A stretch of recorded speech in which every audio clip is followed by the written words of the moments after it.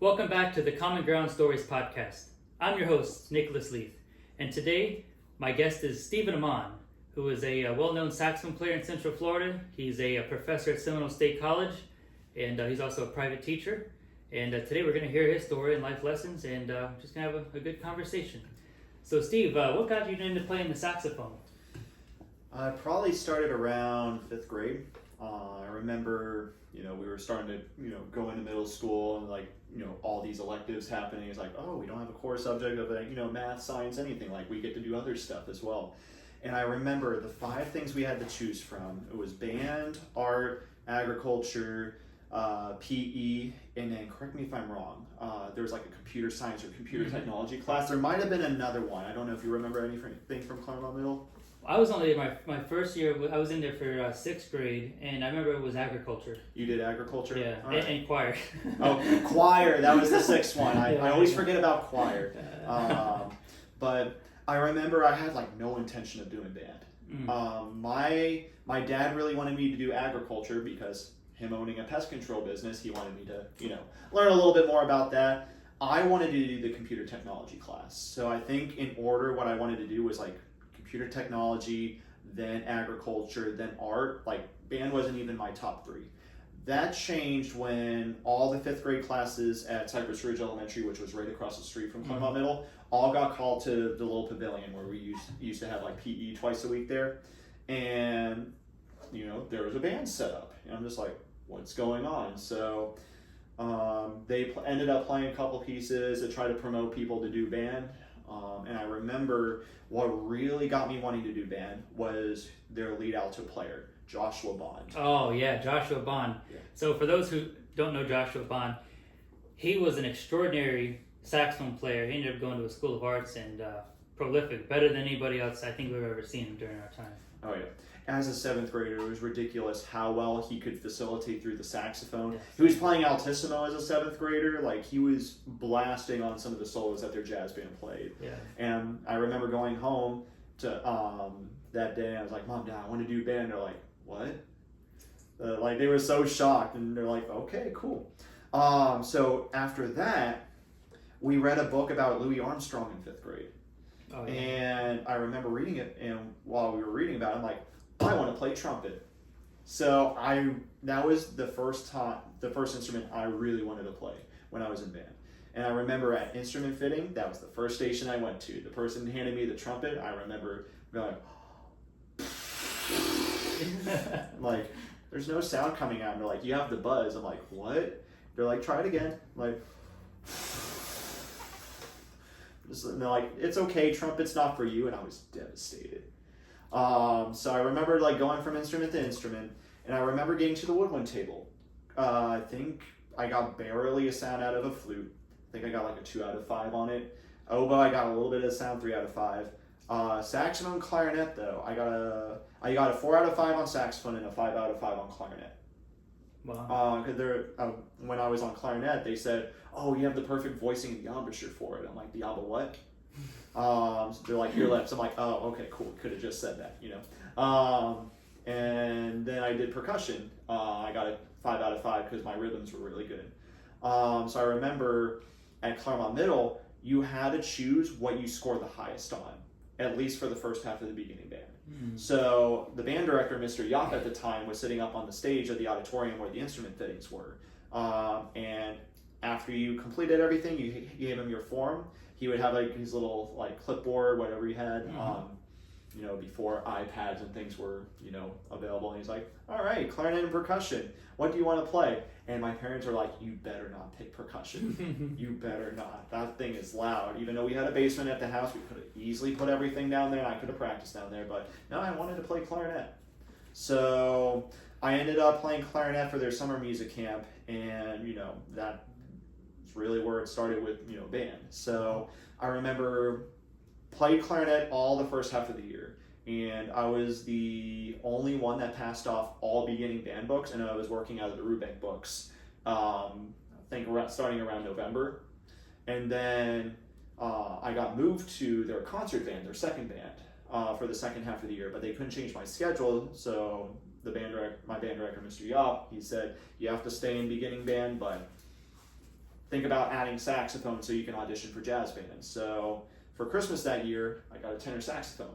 So I played that in the beginning band. I played clarinet in concert band. So after that year, though, like once I picked up saxophone, I'm like, I want to stay on this for a while. Wow. So I ended up dropping clarinet completely all of 7th grade. And in 8th grade, I picked up bass clarinet. I'm just like, oh, that looks like a saxophone. I'll just pick that up. What's the difference, you know? It's the black saxophone. So I ended up picking up bass clarinet. And then I remember going into high school, I had no intention of doing like anything clarinet related. And I remember freshman year, I ended up making wind ensemble on tenor saxophone. Yeah. It was, you know, Felix, Mora, Deanna, and I forget, who was the other tenor player? Monique Berry. Oh, okay, yeah, Yep. sure. So, and I remember playing tenor for like the first few weeks, and then Mr. Hart, they needed clarinet players. He's like, who in here plays clarinet as well? And I, me being very naive, I raised my hand like, I've played clarinet before. He's like, great, you're playing clarinet and wind ensemble now. I'm like, what? And I remember like struggling to get a sound because I had not played clarinet since 6th grade. Mm-hmm. And I remember like, I think I was like playing it like a saxophone, could not get a sound out of it to save my life. Then he handed me a bass clarinet mouthpiece. He's like, hey, go grab a bass clarinet. That might be better. So played saxophone in jazz band, played bass clarinet and wind ensemble. Tried to go back to saxophone and wind ensemble senior year. He's like, no. Oh, that's right, yeah. Yep. So Steve and I, we both played in the band in high school. We both played saxophone, had different experiences in the band. And we're both in the same grade, both graduated together, both went to East Ridge High School in Claremont, Florida. By our senior year, I was section leader of the in marching band of the alto saxophones, and Steve was the woodwind captain. And Steve, tell us about your experience with the solo in the marching band. Good times. So I remember our show senior year reflections. We won't talk too much about that. We like to forget about that. But it had a saxophone solo for alto saxophone, and I transposed it to play it on tenor saxophone. And I remember playing it, and I forget who it was. There was like one of the younger alto players got like super mad about it. And they're like, you can't be auditioning on that. It's for alto sax. It's not tenor sax. And I remember Mr. Hart had called me into his office. He's like, hey, you cannot audition on it on tenor saxophone. It's not for tenor saxophone. He's like, but we have a soprano saxophone here. So I'm like, okay. So he let me borrow the soprano saxophone. I played on it for a few days to try to get used to it a little bit more. And then we had the big audition. I forget, it was during band camp, I know that. I forget, 3rd day, 4th day. It wasn't the last day, I know that. But it was the 3rd or 4th day. It might have been the 4th day. The 4th night, we had like an audition at the very end of the day. Yeah, it was literally the last thing we did. He called everybody up to the front. He's like, Nick, Steve, get on up here. And we're just like, oh no, here it goes. So put us on spot. Yep. You played it first. Yeah, that's right. And then on the alto saxophone. Yeah. And then I played it second. He's like, okay, cool. All right, that's it for tonight, guys. And we're like, who got it? So, in front of the whole band, and it was like kind of an intense, dramatic moment.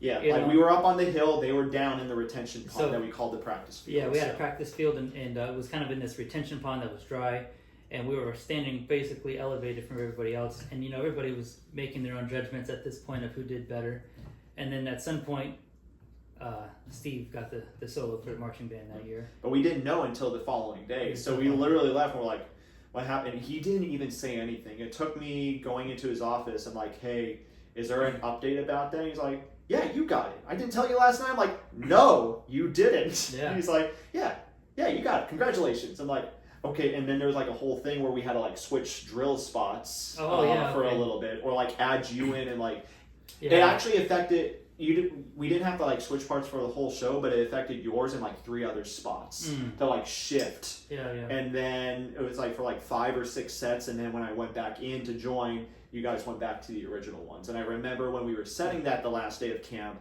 I remember going around with like the drill. I'm like, hey, you go here, you go here, you go here. And they're like, why? I'm just like, just trust me. So But yeah, I remember listening back to those recordings. I'm like, I was awful on soprano sax. Like what? But here's the thing: I used a clarinet reed. Oh my goodness. On soprano sax, so it responded better because, again, we were on like the old Neon Gastel mouthpiece that came with the saxophone that was just awful, and then I was playing on Java 3s. So I was playing on a jazz reed. I'm like, so I put a clarinet reed on there, and I just got away with using a clarinet reed on soprano, which every now and then I still do that now because some clarinet reeds respond really, really well on soprano. Yeah, that's right. So Sometimes, like it's a, for the most part, it's an even darker sound, but right. I didn't get a darker sound back then. So, but I listened back to those recordings. I think State was the best I sounded, but like all the other was like, it was just so bright. It was just so edgy, like typical high school sound. Yeah. So, but it was a good experience. Yeah. I remember having to do the salute afterwards. Don't know why, but Mr. Hart was always a stickler for having the soloist like do like some sort of salute and then go back and join the band. But so Steve, so maybe you can describe kind of like our common ground we had in high school, how our relationship worked. You kind of as co-leaders, being two of the leaders in the band. We had marching band, we had wind ensemble, which is orchestra music, more or less, right? Instrumental. We had jazz band. And so what was your perspective on all of those? On the ensembles, I mean, back then, I had a good time with all those ensembles, with everybody. I did wind ensemble and jazz band from freshman year to senior year. There was years where it was, really, really good. Some years were better than others, how it goes. But I remember, that whole audition process for jazz band where he would have everybody just sit in. Everybody that auditioned played for the Christmas concert. That's right, yeah. I actually really like that because it's very similar to how the UCF jazz auditions work. He would just have everybody come in and sit down. You would just switch out parts, things like that. So we always played in the Christmas mood. That was always a classic. And then we would always play a piece we would play for MPA that year. So like I think our freshman year was Full Count. Oh, Full Count. We played Full Count and In the Christmas Mood for the Christmas concert. And there was 2 rows of saxophones. So it was all the upperclassmen. There was 2 rows of saxophones. So it was the upperclassmen, so the sophomores, juniors, and seniors were in the front row, and then all the freshmen, because there was a bunch of freshmen that auditioned, were in that second row. So we ended up, in the sax. So in the jazz band, if I remember correctly, you're a first tenor. And I was second tenor at first. At first, right, but later on you were first tenor. Because pretty much the rest of the way through. Yeah. And Steve, tell us a little bit about your experience, making All-State band on bass clarinet. Okay. So All-State, I remember seeing everybody auditioning for All-State. I remember you auditioned sophomore year, and I'm just like, I should audition too. Because we had that little rivalry going on. It's like, if he's auditioning, I need to audition as well. Like, what is this? So, so I remember junior year, I decided, okay, I'm going to audition. I'm not going to audition on saxophone because there's no way I'm going to make it on saxophone. And like bass clarinet, there's probably not a lot of people that audition on bass clarinet, and I was right. So I remember going to the audition. I'm like, okay, I'm just doing this for the experience. I'm not going to make it, but oh well. And I remember at that time, that point was what made my decision to pursue music as a career, was that audition, because I remember I told myself, okay, if I don't make All-State, I am only going to do 1 period of band. I was just going to do jazz band, 3rd period. I wasn't going to do wind ensemble because most people in jazz band only did 3rd period. They didn't do 2nd and 3rd. Right, I was one of the few people that did both periods of band. So I was part of the TV production organization at Eastridge. Oh, you were, okay. So my junior year, I was in TV production 1, and teacher there, I forget what her name was, but she's like, hey, you should do this. Like, like all this knowledge really well. TV production 2 was you did all the anchor things. So my goal was I wanted to be an anchorman. Oh, okay. For a news channel. Yeah, for a news channel. Because she's like, hey, you have a great personality. Like, you have all these you have all these little ticks. They're not bad ticks, but they're great for TV. So I'm like, cool, thank you. So I remember Mr. Hart called everybody into his office when the All-State results came out. Yeah. And I remember like looking and I saw 19. I'm like, wait, we're District 19. And then I saw bass clarinet. I'm like, wait, I auditioned on bass clarinet. And then I saw East Ridge High School. I'm like, wait, I went to East Ridge High School. And then I saw my name. I'm like, are you kidding me? And I remember I was on the ground at some point because like me being very awkward 16-year-old Steve, like overreacted. Like I remember that. Completely overreacted. I didn't even go to my next period because I was like so like I wasn't hyperventilating, but I was like, I made it. You were kind of had that like dorky. That little dorky mannerism. Mannerism. Yeah. So you made it. So that was a defining moment for you. Yeah. As far as that's what you want to do for your career, which we'll get to. And so, how was the rehearsal for that and the performance for that? Oh, they were long rehearsals. For sure. So professional, right? More or less like kind of like how an all county or all district would work. So it was kind of like all district, but instead of just a half day, a full day, and then a half concert day, it was all day Thursday, all day Friday. We had a Saturday morning rehearsal, but the year I was in 2010 was a really, really good year. So I remember Dr. Seditol, who was our clinician then, I think our rehearsal slated to start Saturday at 8, and we were supposed to go until I think 3 because the concert was like 8 o'clock that day. And like we were at 9:30, he's like, yeah, that's all I want to do, guys. See you tonight at 8. So I remember, but those rehearsals were really, really nice. Were they like tense? Not really. I remember the only type of tension I felt was that very first rehearsal. And it was, everybody was in there and I'm just sitting in here and everybody's just blaring on their instruments, like just going like crazy runs, things like that. And the piece we opened up the concert was Asphalt Cocktail by John Mackey. Mm-hmm. And before then, I remember looking at the music. I had never read anything in like 7/8, 11/8. So I'm just like, how do I count this? And I remember we had to do one of those spots for the audition. I'm just like, and I guess I played it okay. I remember that first rehearsal when he played it, we did a full run of it. Because he's like, I just want to hear how it sounds. And like from that very first note, it was just like in your face right there. And I remember I didn't play probably the first 2 minutes of that piece because I'm just in awe of just everything that's going on around me. Sure. And it was, it's the best players in the state right there. The best sound, right? Yeah. The best experience musically you can have as a high schooler. Yep. And what it really attracted me to like that sound was the bass clarinet sat right next to the saxophone section. And that saxophone section was killer across the board. Most of them were from Seminole County, believe it or not, actually. Like the first alto player was from Seminole High School. Mm-hmm. Second alto player went to Winter Springs High School. The third alto player, he was one of the few ones in there that wasn't in that area. But he's actually someone that I still keep in contact with today, Michael Shine.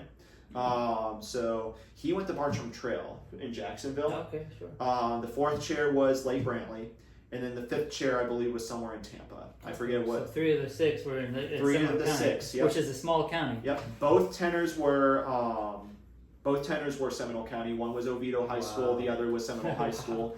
And then the Barry player was Orange County. He went to University High School. Okay. And they all ended up studying with someone that's actually a good friend of mine to this day, or now is Jeremy Williamson. Oh, sure. Yeah. I don't know if you've heard the name. I've met him.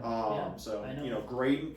He has one of the best middle school band programs in the state of Florida. Jackson Heights. Jackson Heights in Oviedo, right in my backyard. Yeah. So you had a good performance, the best up until that point. Yep. And just for our viewers here, so the All-State band in high school is a you audition for it, like we've talked about, and it's extremely hard to get accepted into. It's like the best of the best of the best in the entire state gets selected out of thousands and thousands and thousands of auditions, and so your chances of getting it are very, very, very tough. And Steve was except on bass clarinet. I don't know if he was lucky enough or certainly talented enough. However you work it out, he got the All-State band on bass clarinet, and I don't think anybody else did. I was the only one that year at our school. And so we were all proud of him. I remember when you got it there, your reactions were quite funny. Yep. So that was a good experience, and that was a good moment, I think, for the school and for me too. Good learning experience. Then that concert, that concert, I remember the big thing with that concert, that first piece that we played, the Asphalt Cocktail piece, immediate standing ovation after we performed it. Like, it was immediate. Like, you could hear in the recording, like, people just screaming. And I just remember, like, the crowd didn't let up for a good 5 minutes. And I have a video of it on my Facebook, I believe, of that performance, and you can see, like, everybody just, like, cheering, and, like, it doesn't die down. And, like, the whole band standing up, and I just remember just, like in the Straz Center in Tampa. Huge performing arts hall. Very similar. It's similar to Steinmetz, except it's the stage is underground. Okay. So so playing in there, it's a shame that they don't do the All-State concerts there anymore. But I just, that was the biggest moment from that concert I remember. Oh, very good. So the next thing is, flash forward, graduate high school. And what led you to study music performance at UCF? So it was actually a really weird reason why I wanted major in music performance. I just wanted to play with the wind ensemble. Well, why UCF instead of other schools? UCF, it was close to home. Sure, yeah. We had mutual friends that had already gone there, and they were kind of putting the word in my ear, being like, "Hey, you should come to UCF." I'm like, "Okay." So it was really, I remember I auditioned at UCF, and I was supposed to audition at USF as well. And I remember I canceled my USF audition when I got my acceptance for UCF, for the music department. I'm like, yeah, no, I'm going to UCF. There's nothing that's going to convince me to do anything else. Sure. I think it was just like the area was at, like the friends we had that went there. That was really why. I mean, I remember, middle school, high school, I wanted to go to FSU. I was actually, before senior year, I wanted to go to FSU. I went up to their summer music camp. I forget why, but I just didn't have the best time up there. I got food poisoning when I went up there. But like, I went up there 2 years in a row. I went there for the leadership camp, and then I went there the next year for the 2-week high school camp. So basically, UCF worked out because you knew people there. It was close to home. Yep. Fairly good music program. Yep. Great saxophone professor. Yep. And then I also found out at FSU, it's such a huge music school. So during your first 2 years studying music at FSU, you actually study with the grad assistants instead of the main professor. You only study with the professor as an undergrad during your recital year. Oh wow! Because it's such a big studio. That's gonna be huge. And it goes anywhere from the bachelor program all the way up to the doctoral program. Wow. So like, for an example, in the saxophone studio, they might have 2 or 3 doctoral students. They might have 4 through 6 master students. So, the professor teaches them and then teaches the undergrads that are doing their recitals. Okay. But your freshman and sophomore year, at least, you are studying with a grad assistant. So definitely UCF works out better that way, because in pretty much every studio, you work strictly with the main professor, and we both went to UCF, and Dr. Wormchuck is there. And tell me a little bit about your what was college like for you on a daily basis? I remember, I guess I can start from day one. I remember being shocked that I was done with class at 11:20 in the morning. I remember, beautiful thing. Am I done with class already? What is this? Because I remember it was music theory at 8:30, class piano at 9:30, intro to music history at 10:30. And I'm like, oh, I'm done. Time to practice. All right, yep. And I remember, before I got to UCF, I remember everybody saying, like, oh, you have to practice, 4 hours a day or else Dr. Wormchuck's going to yell at you. I'm like, I don't want to be yelled at. So that was my motivation to practice. Yeah. But I never got yelled at by Dr. Wormchuck. Oh, lucky you. Yeah. I remember when he yelled at you during quartet rehearsal. That was the first time I've seen him yell. That was a scary experience. Hopefully, I think that was the one and only time he did. Yeah. Thankfully. Yeah. Gotta admit, you were a little bit off that rehearsal. Yeah. I wasn't quite as advanced as you were at that point, so I was kind of playing catch up. What was it like for you? Did you have a job when you started college? What was it like? So I had a summer job. So I was one of the lucky ones that didn't really work during the school year. Thinking back to it, I kind of wish I did. And I remember my dad telling me this. He's like, the biggest regret is not having you get a job during the school year. I did my very last semester of college for undergrad. I worked at a small wine and liquor store off of Ivanhoe Avenue, north of downtown. Mm-hmm. The owner was a past national president of Kappa Kappa Psi, which was one of the fraternities I was in. A music fraternity? Yeah. And I remember he had posted on our page like, "Hey, I'm looking to pay someone $20 an hour just to look after the store." So it was $4. It was 4-hour shifts. And $20 an hour in 2014. Yeah. Not bad. Yeah. Not bad at all. Ended up doing that in the spring of 2015. I think I did. Was it 2015? Yeah, it was 2015. Yeah, Okay, yeah, still 2015. Not bad Yeah. at all. I mean, yeah. So I ended up doing that 3 nights a week. Wow. So made. Hopefully you weren't drinking on the table while you were working. Yeah. I learned how to make pretty good Jello shots though. There you go. I made some good Jello shots, and then if there was like a liquor that wasn't selling, the owner would be like, "Hey, if you want to take some of that," I'm like, "Yes." I'll take it off your hands, no problem, right? Yeah, I had a lot of parties at that apartment. Oh boy. A lot of Mario parties, Mario Kart. Oh man, all the good times. That's so funny. But no, I mean, besides that semester, I didn't really work. I mean, I'm kind of I'm glad I did, but at the same time, I wish I could have worked to start supporting myself. Like I was super fortunate and blessed that I had parents that were able to save up for me to go to college. Pay for my college, pay for my rent. Let me ask you. So how supportive were your parents to your whole journey up to college? Oh, 120% supportive. Like that, my dad always preached. He always said, "I would love you to take over the business one day, but you need to do something you love. If that's not what you love, don't do it." So he tells me to this day, he's like, "Hey, I'm so glad you're doing what you love," like things like that.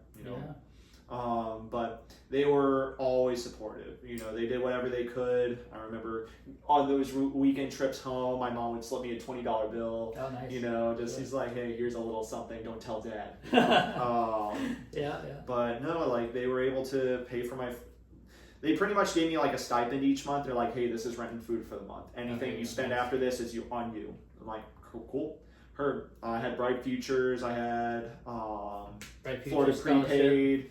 My senior year, I ended up getting a really big scholarship from the School of Music. That ended up, taking care of everything my senior year.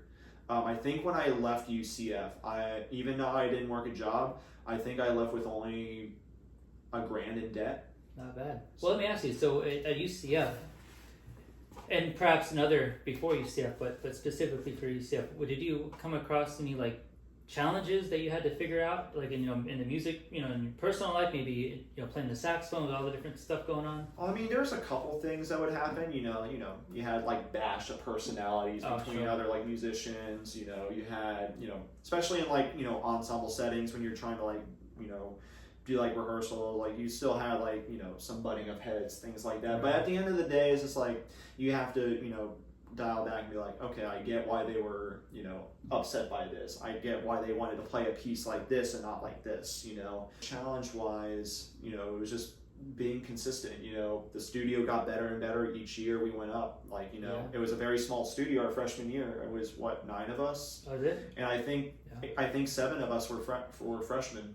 Yeah, mostly freshmen. And then no seniors, I don't think. Yeah, no juniors. Sophomore? Yeah, just all freshmen and sophomores. 2 sophomores and 7 freshmen. Yeah. It might have been 8 I think it might have been 8 freshmen, but it was 9 or 10. It was very small. I remember that. And then it blew up after that. Yeah, it doubled the following year. We went up to 23 all of a sudden. Yeah. But it was so shocking that we didn't have to go see a recital our freshman year because no one was eligible to do a recital except for Brian Smithers. Yeah, well. Which he was the master's student, which I got to play with him in Dr. Wormshock's quartet as well. He's one of the best favorite players I know. From starting out in freshman year, first semester, how much do you think that you improved overall? Each year, do you think it was such a transformation, you improved so greatly, or how was that experience for you? So I improved in stages, in my opinion. So I remember going into freshman year. That's probably where I got the most growth of as a saxophone player because I learned all my fundamentals. I went into college not knowing what vibrato was. I went into college articulating with my bottom lip.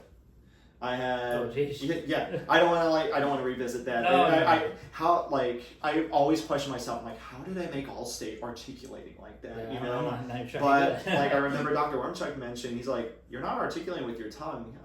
I'm just like, yeah, I don't. He's like, oh, you got work to do on this. So that summer before our freshman year, I started taking lessons with him weekly. He's like, hey, you don't have to pay, just Dr. Rumchuck. Yep. Yeah. And he's just like, hey, this is what you need to do before the semester starts. You need to know vibrato. You need to articulate correctly. Like, here's the Farrelling book. Here's the Trent Kinniston book. Like, go at it. Yeah. And I remember that summer is probably where I improved the most. Because I'm like, I finally know how to do vibrato. Because, like, we never had anybody that came in as, like, that showed us at Eastridge as, like, hey, how do we use vibrato? I remember we had one person, I think, he's like, oh, you just move your tongue back and forth. And we're like, no, you don't. And I tried doing it, I'm like, there's no change at all. And then he meant that for, like, the trumpet players, apparently. Which I don't even think that's how you use vibrato on trumpet, but I'm not a brass player, so, But I remember I'm just like, I finally know how to use vibrato. I know how to articulate correctly. Oh, this is the sound I want to get. And plus, it was the first time I actually had my own professional horn, because I bought my alto with my life savings I had from when I started a savings account in first grade. Wow. All the way to senior year. I had just enough money at the end of senior year to buy my first professional alto. You can just briefly go through what your role in the wind ensemble. What ensembles you were in. How was that experience in these ensembles? So I was in wind ensemble every semester while I was at UCF for my undergrad. I did jazz ensemble 2 for 2 semesters, I believe. It might have been 1, but I think it was 2. And then I did quartet every semester. Saxophone quartet. Yep. Being in wind ensemble, you had a big role to fill, because unlike it was in high school, for the saxophone section, it was one on a part. Yeah. You were the only one on that part.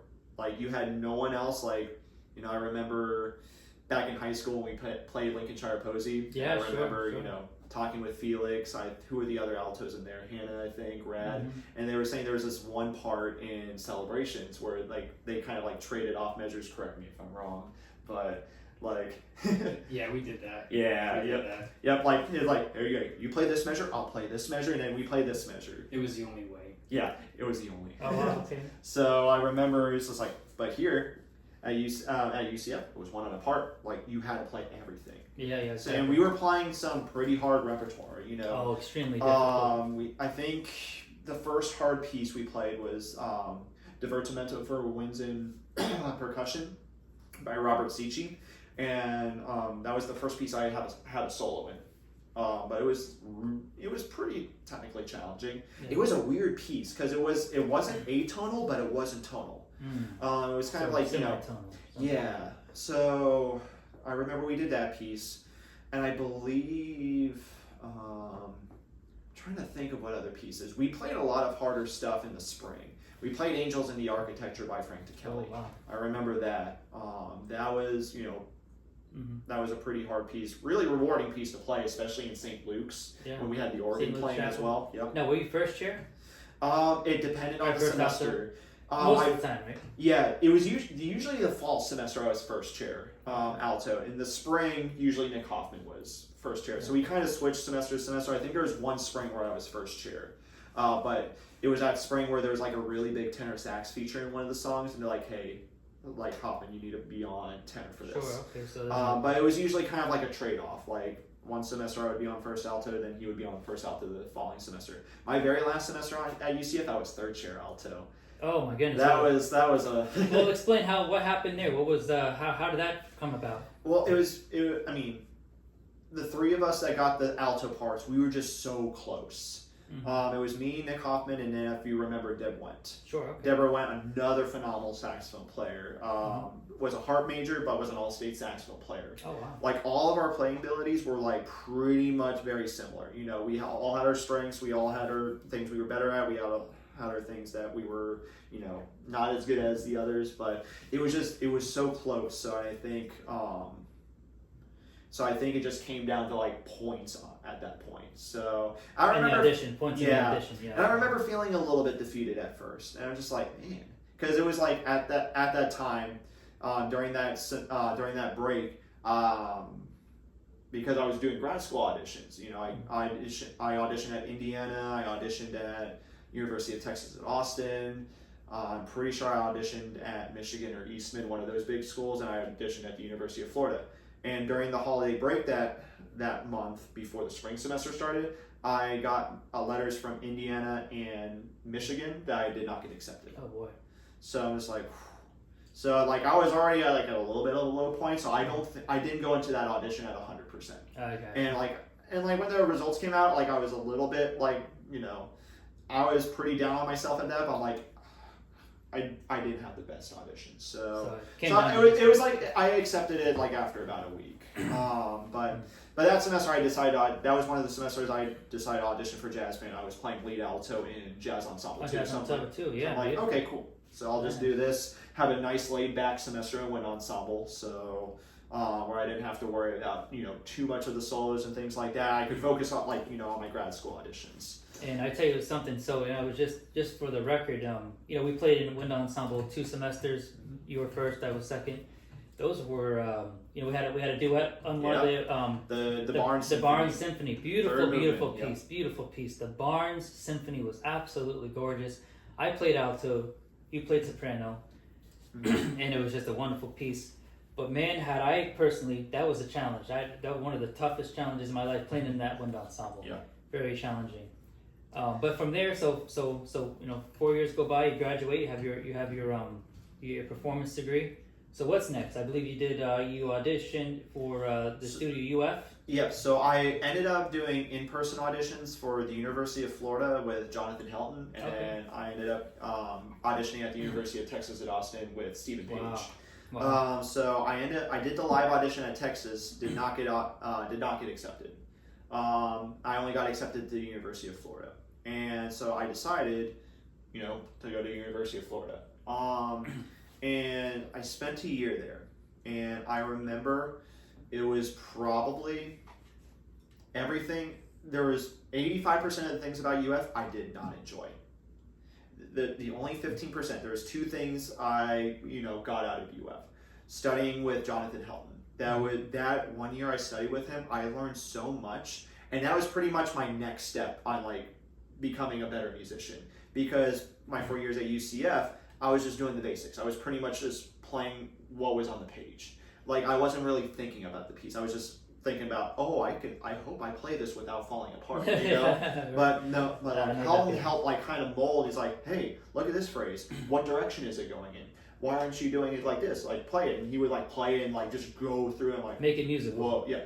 And he was part of the whole Hemke way of studying. And that previous summer before that, I had gone to the Hemke Institute. So that was my first intro to that kind of pathway of playing music. It was a different philosophy than what Dr. Warmchuck had. Yes. The Rousseau way of studying. Yes. Yeah. And with saxophone, it's 2 different ways of study for the most part. You have the Rousseau method. You have the Hemke method. And this is in regards to classical music. It's the whole philosophy. We can get into that more. Yeah. So you were there for 1 year. So what didn't you like about it? It was just I had my group of friends in the saxophone studio that I got along with, but it was just a lot of egos up there. Mm-hmm. A lot of egos in some of the different studios. There was so it wasn't like that at UCF. Not as much. Okay. But it was a lot of egos. There was a lot of the grad students up there that just did not care for me because of my personality.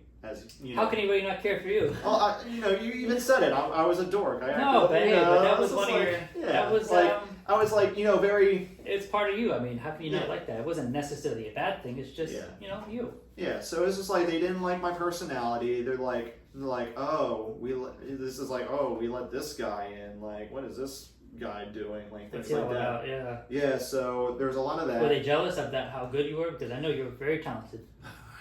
Maybe. I don't know. It was just probably personality thing. Ego and stuff. It was just egos. The people in the saxophone studio, because the saxophone studio was notorious up there for being the best at UF, the best studio. The students, Helton would, teach in there, ended up going off to doing really good things. I think there's one point where I forget how many years in a row that a saxophone player won the concerto competition, whether it was the undergrad or the grad student. I think they were on a 10-year streak. So, because it worked a little bit differently at UF. UCF, there was a wind ensemble winner, and then there was an orchestra winner. Right.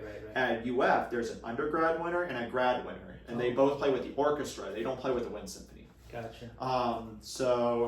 I mean, I ended up auditioning for the concerto competition. I didn't win. I got second place for the grad category, but an undergrad had won it.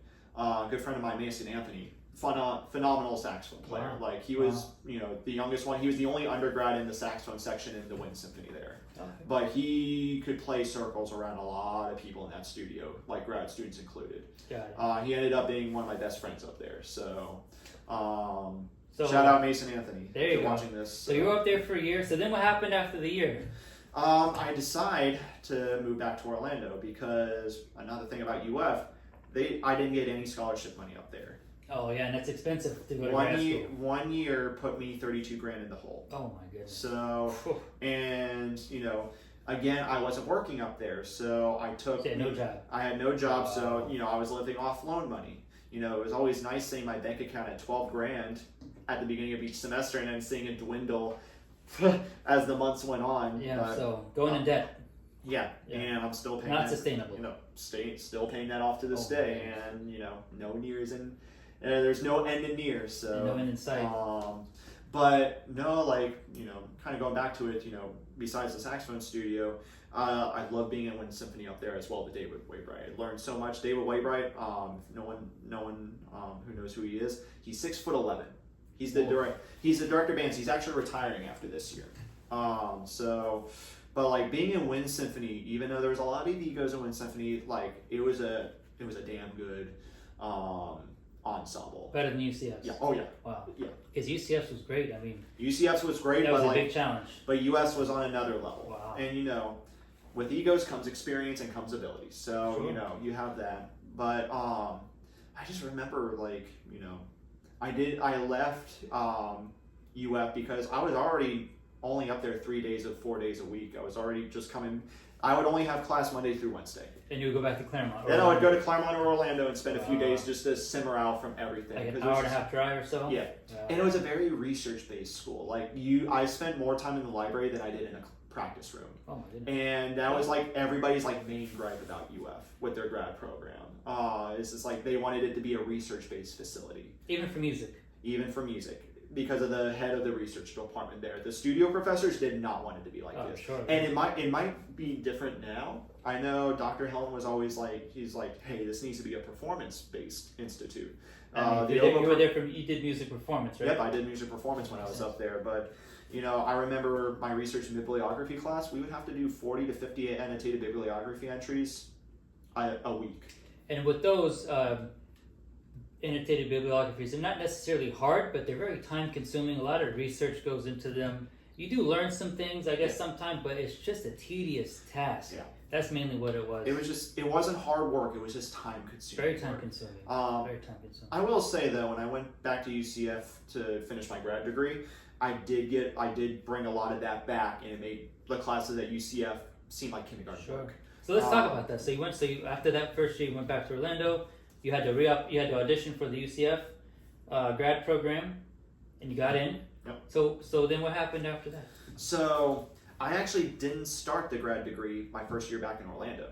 My original intention was finishing my music ed requirements. Oh, at UCF. So what I did was I remember talking to Dave Schreier about it. He's like, hey, because I was always every single weekend I was coming back, visiting UCF, and going in his office, hanging out with him, venting to him, I don't like it up there. He's like, hey, just come back down here. We'd love to have you back. He's like, yeah, you can just finish your music ed degree here. I'm like, really? And I remember that was during spring break. I'm like, and that sparked something in me. I'm like, I don't have to be, because I felt like I was in jail up at UF. And I just felt like that talk alone, I broke free of my prison. There you go. I remember I went back up to UF and I withdrew from everything. Wow. Except for lessons and Wind Symphony. But grad students didn't have to register for Wind Symphony, so it was really just everything except for studio. And I'm like, I've made my decision. I'm not getting an assistantship. I'm not going to go 75 grand in debt with a performance degree. I don't recommend anybody else doing that either. Good advice. And then, I'm just like, I'm going to go back and finish my music ed requirements. I moved back down. My big and fine outfit had an opening in his house, so I ended up living with him for the said year. And I remember going to, because I was going to take out loans again. Don't know why I was going to do that, but I remember because I took out so much loans from UF, I got denied. At UCF? to take out more Oh, loans. so you couldn't do it. So I couldn't do it, so I had to drop out. I wasn't in school that fall semester, except for brass techniques. I was able to afford a 1 credit hour class. Then that was it. But even like trying to pay that, what was it, $280, $290? Yeah. I was struggling to pay that. Oh my goodness. And I look back at that, I'm like, there's some days I make that much in a day. Yeah, well, I'm just thank like, God, right? But yeah, I just did that class, but I picked up a job at Red Robin because I'm like, I need to work. I want to work. So they had just opened up a Red Robin by the airport in Orlando. Okay, done with it. So ended up starting there as a busser, and they loved me there because I was always like really efficient. I was always like wanting to move around, like Very run nimble. things, very nimble. So and then I ended up becoming a server, starting in that spring, or really the winter, like January. Oh, my customers love me. Wow. So I think I had one difficult table ever, and that was it, which is very rare for a server to have one difficult table ever. And and even that difficult table was not originally my table. It was a table that they could not stand their other server. They're like, hey, we want you instead. And I'm just like, it was just like, oof. Wow.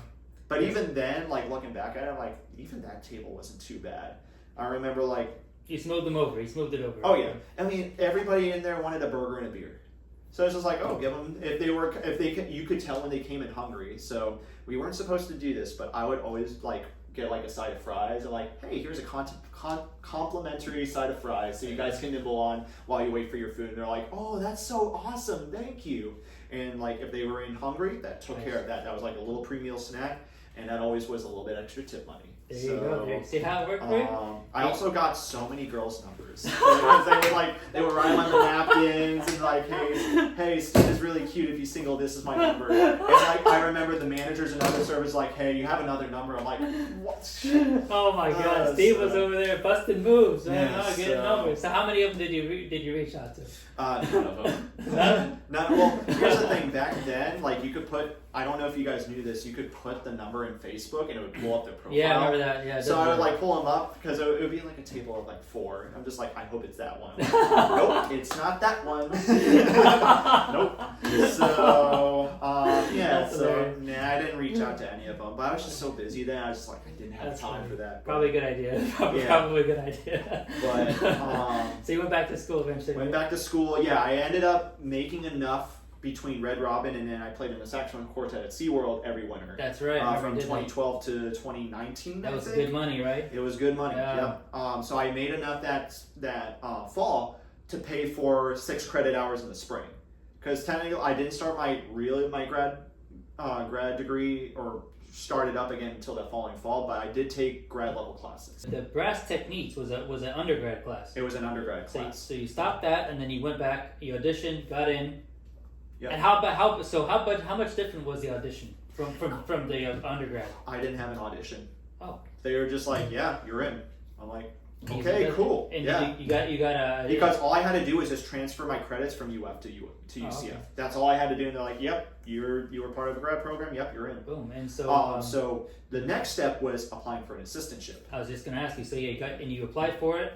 I didn't get it at first, and I remember I was devastated. Like I'm just like, I'm not going to be able to finish my master's. No. And I remember, like, I had made a plan. I'm just like, because my plan was if I got the assistantship, I could leave Red Robin, and I could just do that. But then I'm just like, at that point, I'm like, okay, I can still do the master's. It's going to take 2 more years, 6 credit hours per semester, but it's okay. I'll be able to afford each semester. And that was your struggle. Yep. And so what happened? How did you overcome that? So I ended up getting the assistantship in the long run. So, but I didn't know about it until July. Dr. Coons ended up calling me. He's like, "Hey, one of our grad assistants in the audio tech department left. We have a 20-hour assistantship a week opening. You want it?" I'm like, "Yes." Like, yes. I don't care what it is. Absolutely. Yes, because for those that don't know what an assistantship is, it pays. It's a full ride for your degree plus a monthly stipend. You have to work. So you teach a class or two. You either teach a class or two, or in my case, I was the audio tech, so remember like forum recitals, performances. Yeah. I would set up the microphones. I would put the CD in, burn the CD, put it in GarageBand into different tracks. Sure. So I got a lot out of like learning that, where I use some of that to this day, like doing recordings of some of my arrangements on saxophone, things like that. But I ended up getting that assistantship, and that ended up paying for all but $800 of my master's. Thanks UCF athletic fees. Beautiful. But, yeah. Thanks a lot. Well, so that's great. And you studied with Dr. Wormchuck? Yep, I did. Well, I did one semester with Dr. Wormchuck, and that was the spring of 2018. So that was my very last semester of my master's. But the fall, I was doing conducting. Oh, okay. So I actually did conducting because I'm like, I want to be a conductor. And I studied with Dr. Kaiser, got so much out of him. He is a character. He's one of the most expressive conductors you will ever meet. Wow. Because he does not care what he looks like when he conducts. Like, he just goes for it, and he gets like so much out of his movements. But I ended up doing saxophone because I wasn't playing a whole lot that semester, and I missed it. I'm just like, I need to be doing this. So Dr. Wormchuck, I remember like, hey, can I audition for the saxophone studio again? He's like, you don't have to audition, just sign up. Wow. So I ended up doing saxophone studio again my very last semester, and I think I did one ensemble. I don't know if it was that semester. One of the semesters I did one ensemble. And when you did one ensemble, were you like so far ahead of the other people in the saxophone section of ensemble? I remember that Dr. Park, who is the interim director of bands at the time, he's like, yeah, like it was obvious you were getting first chair. No, yeah, wow.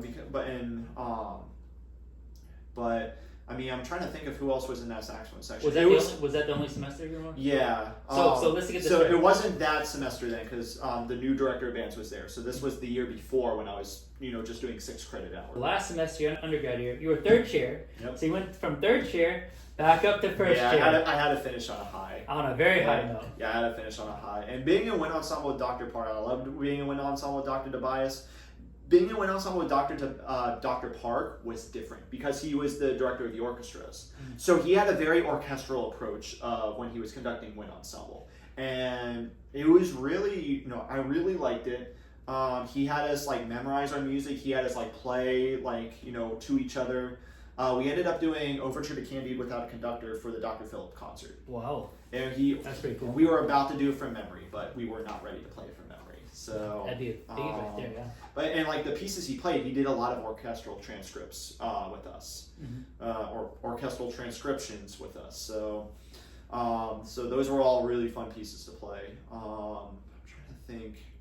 We play like a lot of new modern music. We played this piece by Steve Daniel called Magnolia Star. That was a good little contemporary wind band piece. Had very similar aspects to Short Ride in the Fast Machine. Oh my goodness! If you remember that piece. That brought back memory from high school. Yeah. Not high school, but we played in high school too. Oh yeah, when you guys were in symphonic band, yeah. 9th grade. Yep. Yeah, boy. So we played UCF. We played it at UCF. Yeah. Was I in that ensemble? I think you were. It was fall remember. 13.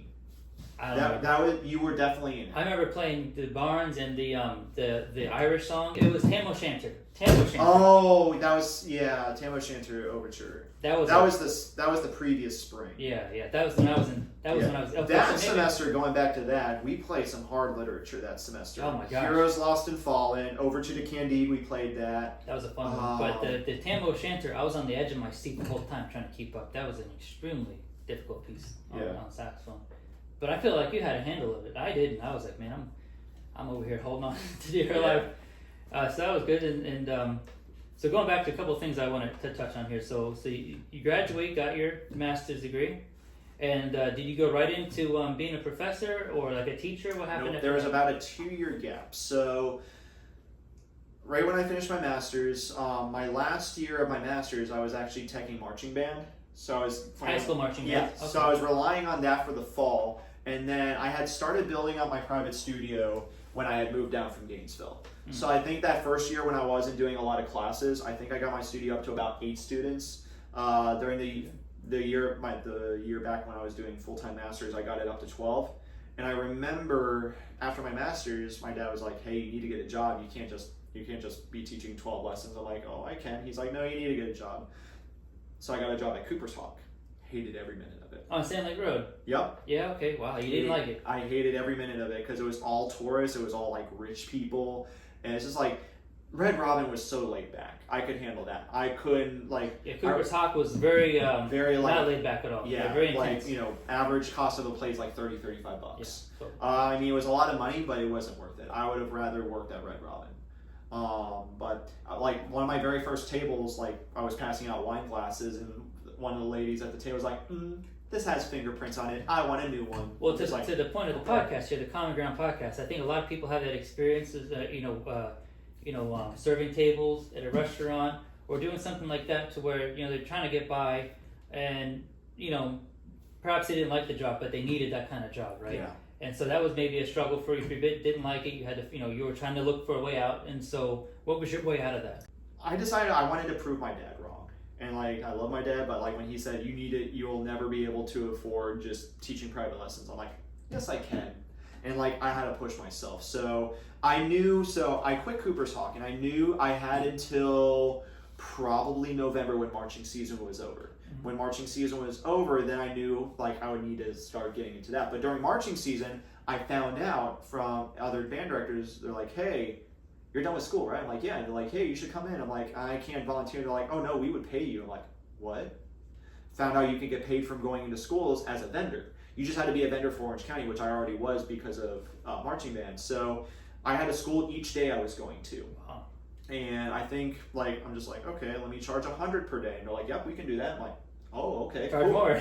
Yeah, so I ended up my first fee was $100 a day. I just went in and did sectionals and tried to recruit for lessons and things like that. And that year, that was the first year I had students make All-State. Wow, so your students made All-State. Yes. Well, that's So quite an accomplishment. yeah. So after I had two, and one of them was a high schooler, and one of them went to the feeder middle school. One of them made second alto in the All-State Jazz Band. He's playing lead alto at the Flying Horse Big Band right now. And UCF, wow. Yep. The other one, a phenomenal clarinet player, ended up playing principal clarinet with FSYO for a couple of years. So all their friends are like, "Hey, who are you studying with?" And they're like, "Oh, Mr. Amann, here's his business card." And so after that, I got 15 students like that. Instantly. So my studio went from 12 to about 25, 27 students. And for our listeners, the FSYO is the Florida Symphony Youth Orchestra. And there's a couple of different ensembles. They have 3 orchestras. They have 2 jazz ensembles.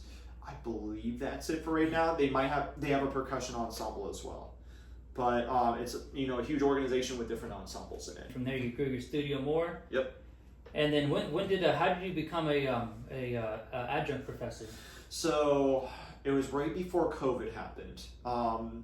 I teach some of my students at a studio in Maitland, the RF Music Studios.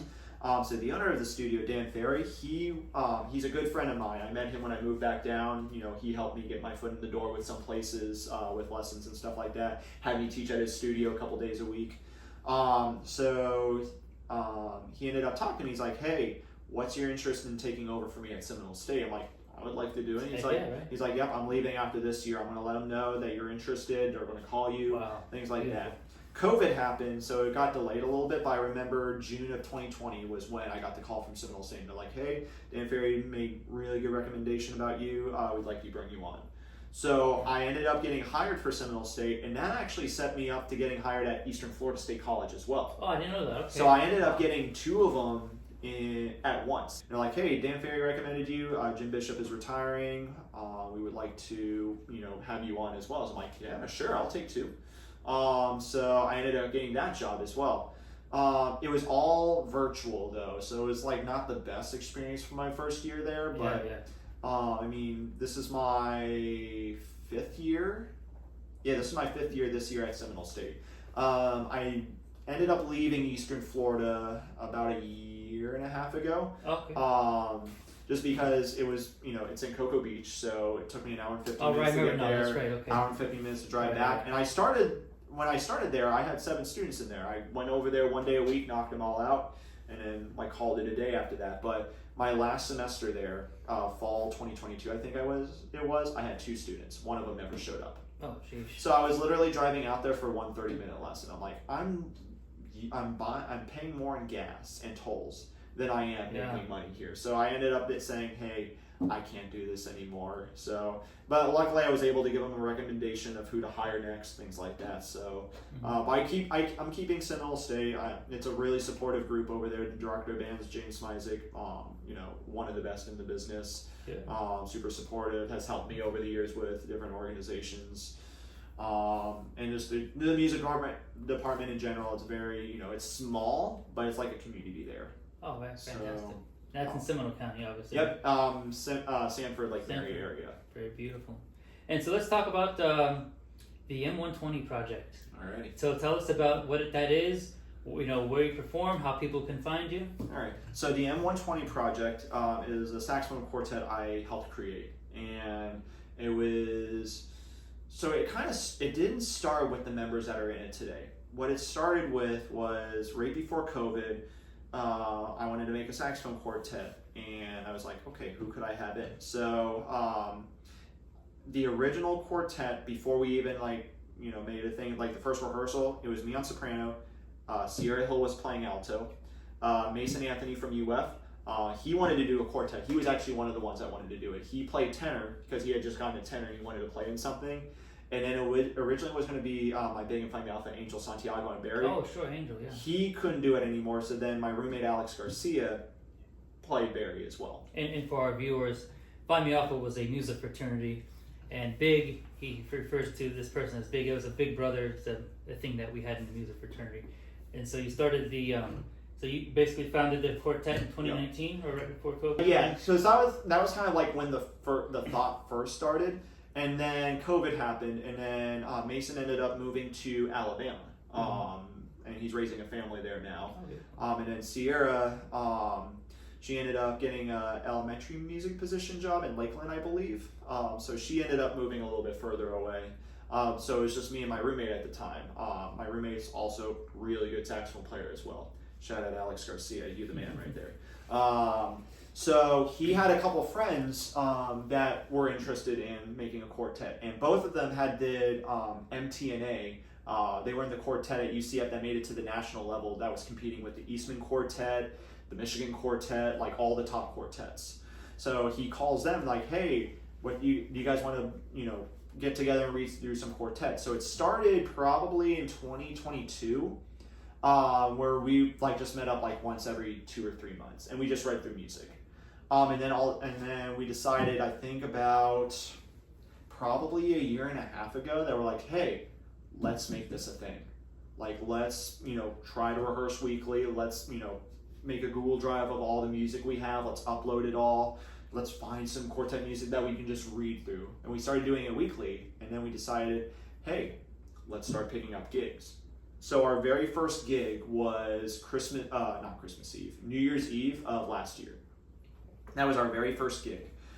So we haven't even been gigging for a year yet. But it's myself, Colin Rubina. He's the band and orchestra director at Hamlin Middle School out in Winter Garden. Noah Mosca, phenomenal tenor player. He's playing with the Dave Matthews tribute band right now. Wow. And he's touring with them. And then Alex Garcia, my roommate. He's the band director at Lyman High School in Longwood. So all prominent musicians teaching as well. Yep. And then the name, the M120. You probably know what the name comes from, right? Explain it to our viewers. Yeah. So the name comes from there's a room at UCF called M120. So it stood for Music Building Room 120. That is where we had our studio masterclass for saxophone every single week. And that was where our first rehearsal was as well. So we're like, hey, let's pay a homage to UCF where we first started doing that. And I remember we told Dr. Wormchuck the name. He's like, that's perfect. Yeah.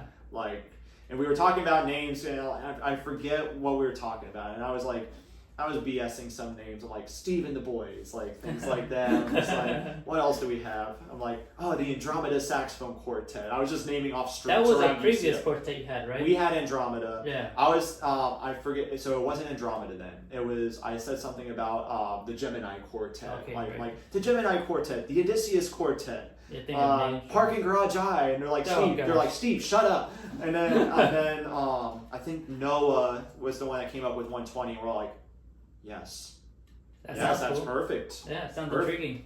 So we told Dr. Wormchuck about the name. He's like, that's perfect too. So So we do gigs every now and then. So we did a New Year's Eve gig for Acts of Hope. And then Do you have an Instagram page or any we social do media? have an Instagram page at M120 Project. There you go, and I'll put the link in the description, M120 Project. We don't have any recordings of the group yet. We were supposed to get recordings. We were supposed to have my faculty recital at Seminole State last Tuesday, but a little wind and rain came through, so we had to postpone that. So, but we are going to do our recital at Seminole State on Tuesday, January 28th at 6:30 p.m. So if you're in the area, I'd like to see you by. So we did the New Year's Eve gig, and then we did a couple other small gigs. We played at Arnold Palmer Hospital for their radio broadcast for the hospital for the children's wing. Mm-hmm. We did a recital in Claremont over the summer at Church of the Nazarene. We did it was our first official recital where we had 7-8 pieces we performed. We played for the UCF saxophone camp over the summer as well. We got featured for that. And then we were supposed to do this recital. It's getting postponed, but we have a couple weddings we're playing at pretty soon. We're trying to do, I know at the same church in Claremont, we're going to try to do 2 recitals there a year. We're definitely doing the summer one again. So whenever that happens, we'll let you all know. But we play a variety of different music. We play anywhere from the classical to standards, all the way to jazz, modern pieces, movie, video game music, you name it.